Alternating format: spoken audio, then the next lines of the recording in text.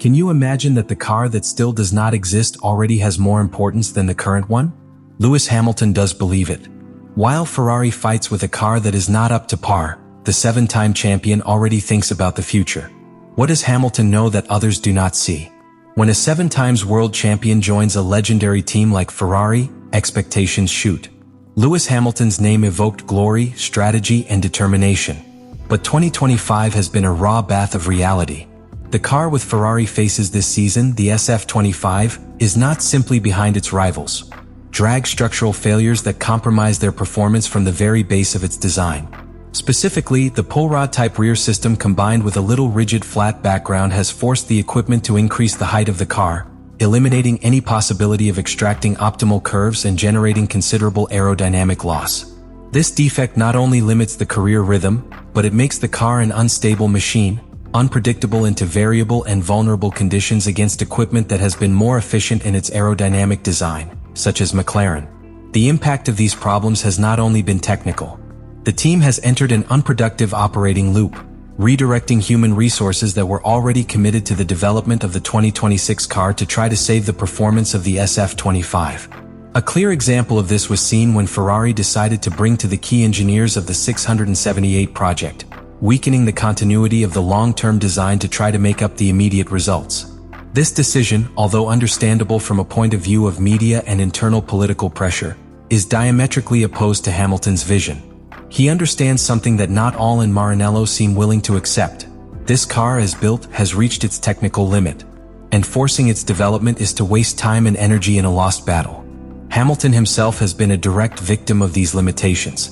His disqualification in China's sprint race, despite having crossed the goal in first position, was a direct blow to the credibility of the car. It was not a matter of piloting or strategy. It was the result of excessive wear of the flat background, another direct consequence of the need to operate the car outside its ideal operating window. This disqualification not only represented the loss of points, but also a public validation of the arguments that Hamilton had been raising internally from the seasonal start, that this car has no future and that the sooner this reality is accepted, the better. Ferrari, historically, has had difficulty adapting to reality when the present does not meet expectations. There is a cultural trend within the team to fight until the last resort, even when the data is conclusive. But Hamilton does not share that philosophy. His experience in Mercedes, where he learned that giving up in the short term can be the first step towards long-term domain, allows him to clearly see what many do not see. Since his arrival, he has advocated to focus efforts in the future, not for lack of ambition, but by strategic vision. His famous statement, "Before it is too late, I will be saying, let's concentrate on next year," is not a surrender, it is a warning full of knowledge and leadership. Lewis Hamilton has not joined Ferrari simply to add another historical team to his record. He has done it with a clear purpose, to build from the foundations a car that not only wins races but dominates a new era. That car is not the SF25, a model that represents the technical limitations of an already expired cycle. The real objective is called Project 678, the code name of the Ferrari of 2026. Under that denomination, an ambition is hidden greater than any immediate title, shaping the DNA of a car that defines the new technical regulation of Formula One from its first day. The regulations that will enter into force in 2026 will completely transform the technical architecture of the cars. The new regulations, which imposes a 50% parity between the power generated by the thermal engine and the electrical energy of the hybrid system, raises a challenge that transcends the simple aerodynamic or suspension adjustments. It requires total rethinking of integration between chassis, powertrain, energy storage, and thermal management. And this is where Hamilton finds his chance. Aware that these changes partially level the pitch, their goal is not to adapt better than others, but to advance completely. Winning time and understanding the new regulation is equivalent to winning half championship before green traffic lights. Ferrari starts with a silent advantage that few teams can match, their current domain in hybrid competition technologies.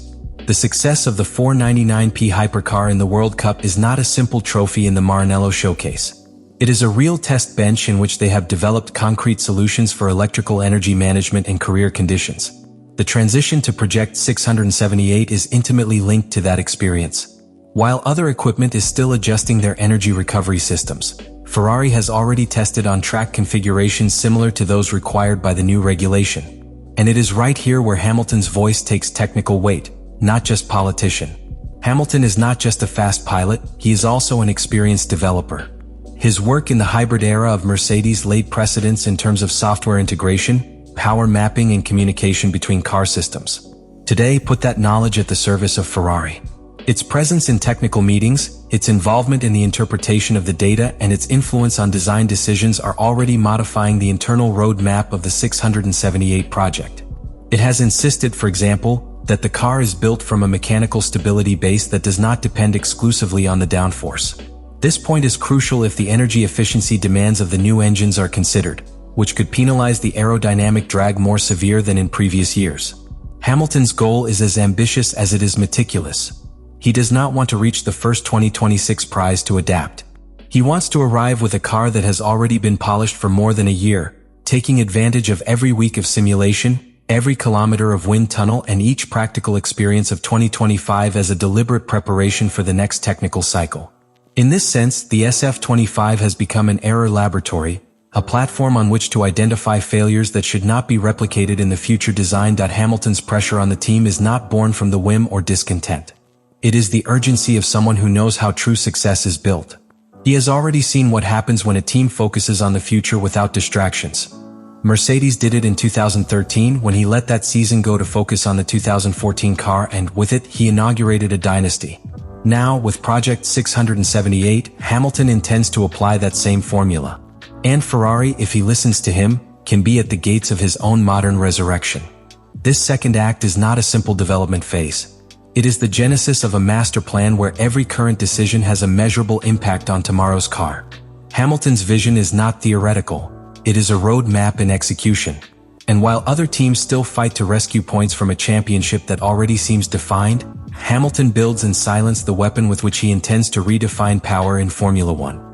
Because the real goal is not to win again, it is to make sure that no one else can do it for a long time. Within Ferrari, not only new cars are being designed, an ideological battle is being fought. The arrival of Lewis Hamilton has not been a simple sports incorporation, it has been a disruption. It is not only an experienced pilot, but an individual who brings with it a high-performance forged mentality for more than a decade of success sustained in Mercedes. And now, within the intensely traditional ecosystem of Ferrari, that mentality is colliding frontally with a work structure that, for years, has oscillated between genius and inertia. Hamilton has broken into Maranello as a natural leader, with authority not imposed but won.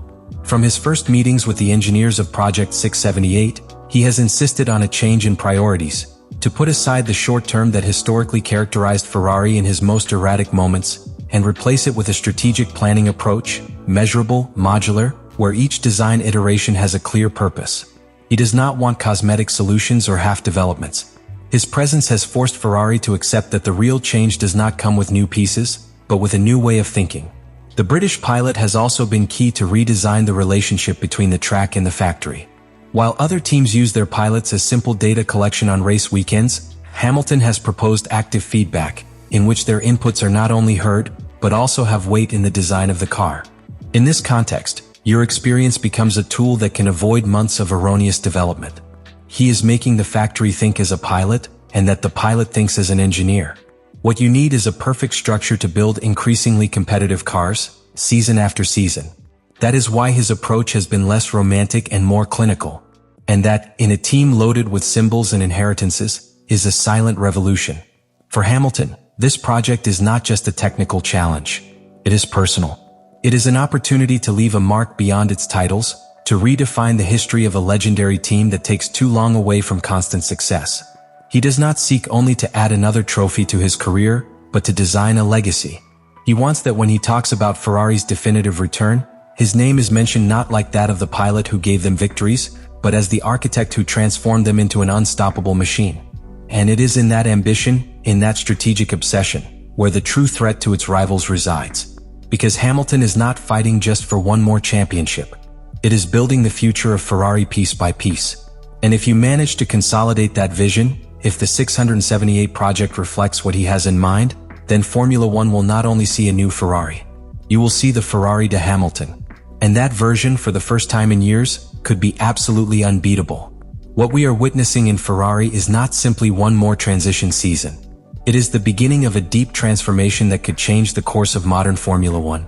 Lewis Hamilton, with all his experience, his strategic vision, and his leadership capacity, is not waiting for things to improve on his own.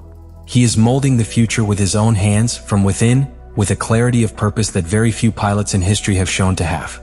Therefore, I invite you to look beyond the result of the next Grand Prix. Beyond the headlines, beyond media noise. Look at the decisions that are being made. Look at who has the voice, who proposes changes, who is willing to give up the short term for a long-range vision. Because those are the signs of a real change. Now I want you to participate in this conversation also. Do you think Hamilton will achieve what many consider impossible and return Ferrari to the top under his leadership? If you are interested in following how this project evolves, if you want to understand the technical, strategic, and human details that will define the 2026 Ferrari, then subscribe.